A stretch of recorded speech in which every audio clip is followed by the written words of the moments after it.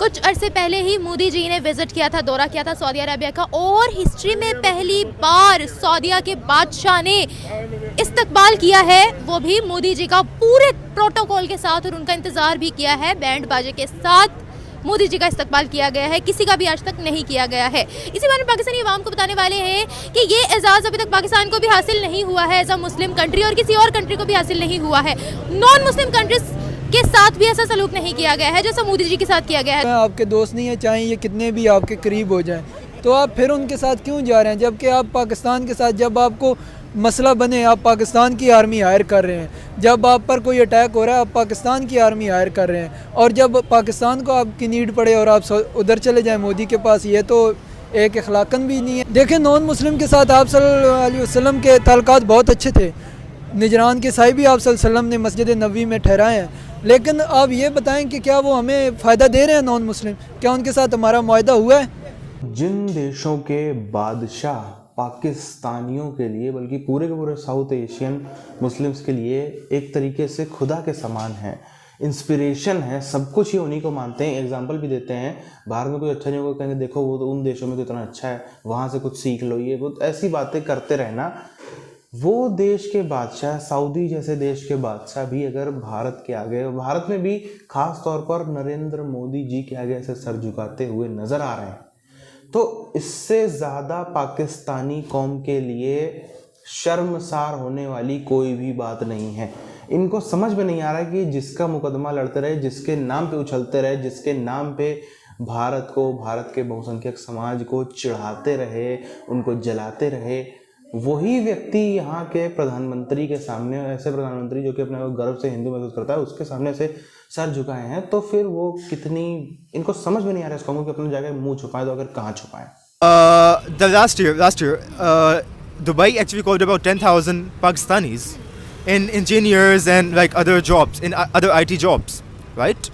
It's not like other countries are not giving you like, it's not like other countries are not giving you opportunities. They are. It's up to us to like, number one, as a student, I want to go outside. Let's say Italy. The thing is that I didn't have any awareness towards how to do it. You go to an agency and they're like, they tell you everything, they don't tell you how. Like, our people don't know the opportunities that await them. And that's one of the reasons that, you know, we're having these issues of IT and everything that you just said. Number two, you know why India is so ahead of us in IT? Two of their peoples created the world's largest virtual university, and it's free, nearly free to all Indians. They just hold a minimum fee, and the minimum fee is just because they want them also to... providing quality education, sir. Exactly. I mean, they're motivated to make their country go ahead of everything else in the world. Let's see China. Let's talk about China. They're creative. They're really creative. Like, they train their children from a young age how to be a member of society, not how to stay at home. Like, let's say, let's talk about me, for example. My parents were really protective of me as a kid, that they don't want me going outside the home. Like, यार घर से बाहर क्या करना जाके, लोग होते हैं उठा के भेज देते हैं, right? No. I mean, come on, I'm standing in front of a cafe and I don't feel secure right now. Come on.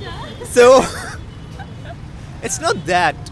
They, like, I've seen Chinese people, I'm the type of person who has international friends. Like, I like to learn languages. It's my hobby. I know Japanese and other languages.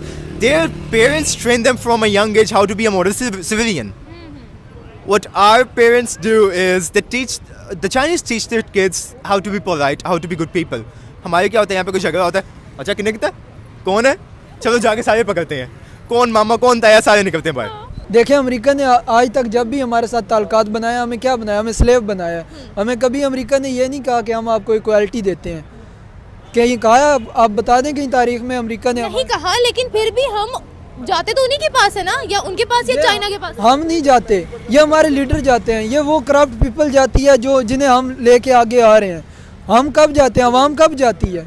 अब बात हुक्मरानों की आप करें, आप हुक्मरान आपस में आप देखें, जब भी कोई हुक्मरान हमारी सीट से उतरता है क्या होता है जी, ये करप्ट था। नवाज शरीफ उतरा, वो करप्ट निकला। इमरान खान उतरा, वो करप्ट निकला। अब ये जो शहबाज शरीफ है, ये उतरेगा, ये करप्ट निकलेगा। कोई और आएगा, इवन साद रिजवी आएगा, वो उतरेगा, वो भी करप्ट निकलेगा। हम ये कह रहे हैं कि हमने कश्मीर को पाकिस्तान बनाना है, लेकिन कश्मीर कह रहा है कि मैंने अब पाकिस्तान नहीं बनना।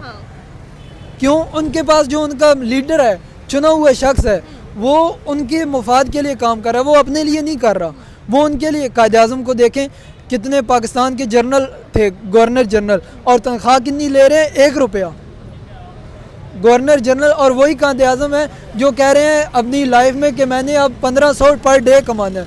उस वक्त 1500 क्या था, आज का 120 इस तरह तो नहीं, मतलब लाख से भी आगे था उस वक्त का 1500, और फिर वो अपने मुल्क और कौम के लिए 1 रुपया ले रहे हैं। तो ऐसा लीडर तो हमें उनके बाद नहीं मिला। उनको भी शहीद कर दिया गया, कायद आज़म को भी, और उसके बाद लियाकत अली ख़ान को भी शहीद कर दिया गया। जो हमारी सीट पे हमारे मफाद के लिए खड़ा होता है उन्हें तो हम कत्ल कर देते हैं, और जो अपना पैसा बनाता है उनके साथ हम यूथ के बन के खड़े हो जाते हैं कि हम जी इनके सपोर्टर हैं। देखें इमरान खान ने धरने दिए, क्या हुआ उन धरनों में? आपको याद होगा कितनी माओं ने अपने बेटे खोए, जाती थी बेटा गुम जाता था। ये साद रिजवी ने धरने दिए, क्या हुआ? गरीब लोगों की रेड़ियाँ लूट ली। ऐसे धरनों से काम नहीं होता, धरनों से मुल्क बनते होते तो भाई क्या होता। अब इंडिया को क्या पता था कि हम कश्मीर पर हमला करेंगे और पाकिस्तान खड़ा हो जाएगा पूरे 1 घंटे के लिए। तो जो उनका लीडर है वो देख रहा है कि मैं खा रहा हूँ तो मेरी आवाम भूखी ना रहे। मेरी आवाम, हमारा लीडर क्या कर रहा है, वो कहता है मैंने इसको NRO नहीं देना, मैंने इसको, आवाम भूखी मरती रहे, मैंने तुझे NRO नहीं देना। भाई तू अपना NRO संभाल के रख, तू आवाम को देख जो तुझे वोट दे के आई है। वो सामने भाई साहब हैं, वो उनसे पूछें वो कैसे अपना घर चला रहे हैं। उन्हें NRO से क्या मतलब है, उन्हें NRO से क्या चाहिए? वो जो खा के चले गए, आप कह रहे हैं कि हमने अंडर द टेबल पैसे नहीं लेने, फिर आप अंडर द टेबल पैसे ले के और फिर उसे बाहर भेज रहे हैं। क्यों जा रहा है वो बाहर? एक शख्स आपकी जेल में से बाहर जा रहा है, क्यों जा रहा है? आप क्यों जाने दे रहे हैं? हम पागल है? हम क्या सुपारियाँ खा के नशा करके सो रहे हैं? हमें नहीं पता क्या चल रहा है हुकूमत में, और फिर ये कह रहे हैं कि जी हम लोग अपनी हुकूमत के साथ वफादार हैं। भाई हमें ऐसे लीडर नहीं चाहिए जो कहें कि हम NRO नहीं देंगे। हमें ऐसे लीडर चाहिए जो बाहर निकल के देखें कि ये भूखा है, मैंने इसको खाना देना है, ये बच्ची है, ये इसका मैंने करना है। ये हमें नहीं चाहिए कि वो लीडर पैसे लेके भाग गया। वो भाग क्यों रहा है? आप जाने दे रहे हैं। वो भाग नहीं रहा, आप जाने दे रहे हैं। और तारीख में पहली दफ़ा ऐसा हुआ है कि बाहर से चोर उठ के आके हमारा वज़ीर आज़म बन गया, चोर उठ के आ गया, हमारा वज़ीर आज़म बन गया। देखें इस जगह हुज़ूर सल्लल्लाहु अलैहि वसल्लम की एक हदीस आ जाती है कि तुम लोग, मफ़हूम है, मैं प्रॉपर हदीस कोड नहीं करता, तुम लोग एक मुआहदा करोगे कुफ़ार के साथ जो वो तोड़ देंगे, जो वो तोड़ देंगे और तुम्हें एक भारी नुकसान उठाना पड़ेगा। तो आप देखें दुबई ने हैलोवीन भी मनाई है कि नहीं हुई हैलोवीन? ये काफिर तरीका है, हमारे में ये नहीं होना चाहिए। लेकिन हदीस है कि ये बद्दू लोग उस काम पे उतर आए हैं, और डिस्ट्रक्शन जो इस्लाम की शुरू होगी ये वहीं से शुरू होगी, यहाँ से नहीं शुरू होने वाली, पाकिस्तान से नहीं शुरू होने वाली। ये उन्हीं लोगों ने शुरू करनी है, ये सऊदीया, ये जो दुबई वगैरह है। क्या है, अब दुबई जो तुर्की है ये पूरा एशिया बन चुका था, और एक छोटी सी लहर आई है और अब सब कुछ जो है ज़मीन बोस हो गया। अब सऊदीया बन रहा है तो उस पर भी यही होगा, और फिर कहेंगे कि जी ये अल्लाह का ये है वो। ये तो होना है जब आप लोग अपने जो आपका मेन पॉइंट है जहाँ पे इस्लाम खड़ा हुआ है, आप इस्लाम पे ही नहीं खड़े हो रहे, तो आप ये एक्सपेक्ट कर रहे हैं अल्लाह से कि वो आपकी मदद करेगा और कहेगा कि जी नहीं मैं तो आपके साथ हूँ। ये तो नहीं करेगा अल्लाह। सऊदी बादशाह भी इतिहास में पहली बार मोदी जी के सामने झुकते हुए नजर आए हैं। ये सब वो चीज़ें हैं, आप पाकिस्तानियों की आज हालत के बारे में अंदाज़ा लगाओ।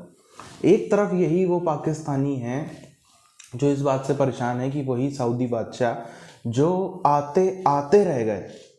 अभी चंद हफ्तों पहले उनका दौरा था पाकिस्तान का, और आते आते रह गए। भारत आए थे, भारत के बाद उन्होंने कहा था कि हाँ ठीक है, भारत के बाद हम सऊदी लौटने से पहले पाकिस्तान होकर जाएंगे, पाकिस्तान में तकरीबन 2 दिवसीय दौरा करके जाएंगे। उसमें अलग अलग चीज़ें पे डिस्कस किया जाएगा, कैसे इनको भीख देनी है कि नहीं देनी है, इनके ऊपर जो लोन्स देने हैं उसकी बात की जाएगी, इनको वेवर देना है तेल में, जो पुराने इनके तेल के पेंडिंग बिल्स हैं उसमें वेवर देना हो गया, और तेल दे देना लंबे समय उधार पे चलो देते रहना आराम से। ऐसे इन सब चीज़ों पे डिस्कशन होना था। लेकिन एक तरफ इनकी मस्जिद में ब्लास्ट हो गया, एक तरफ इनके और सारी चीज़ें हो गई। उस समय वैसे भी दहशतगर्दी बढ़ ही रही थी, मस्जिद में खैर बाद में ब्लास्ट हो, उससे पहले की बात है, ये दहशतगर्दी और बढ़ ही रही थी। इन सब चीज़ों के चलते साफ मना हो गया कि नहीं भाई सऊदी बादशाह नहीं आएंगे। जो सऊदी बादशाह इनको भाव नहीं देते, जिस सऊदी को ही अपना सब कुछ वली अल्लाह पता नहीं क्या क्या मानते हैं, वो भी इनको इस तरीके से भाव ना दें और भारत के आगे वो सर झुकाएं, तो ये कितनी ही ज़्यादा इनके लिए पैरों तले ज़मीन खिसकने वाली बात है, इसका आप अंदाज़ा लगा सकते हैं। अब क्योंकि ये वही सऊदी अरब जैसे देश हैं, सऊदी अरब, यूएई और कुछ एक अरब देशों का नाम, क्योंकि जो 56-57 में से आधे से ज़्यादा तो बल्कि 30-35 की हम बात करें तो एकदम ही गरीबी की हालत में है। कुछ हैं 10-15-17 जो चल रहे हैं, जिनकी गाड़ी चल रही ना बहुत ख़राब है ना बहुत अच्छा है, और कुछ 6-7 हैं जिनका एरिया बहुत छोटा है। भारत के आधे से ज़्यादा राज्य बल्कि मेजॉरिटी ऑफ राज्य इनसे बड़े हैं। उतने छोटे छोटे से देश हैं, कई तो हमारे ज़िले से भी छोटे, कई ज़िलों से भी छोटे छोटे देश हैं।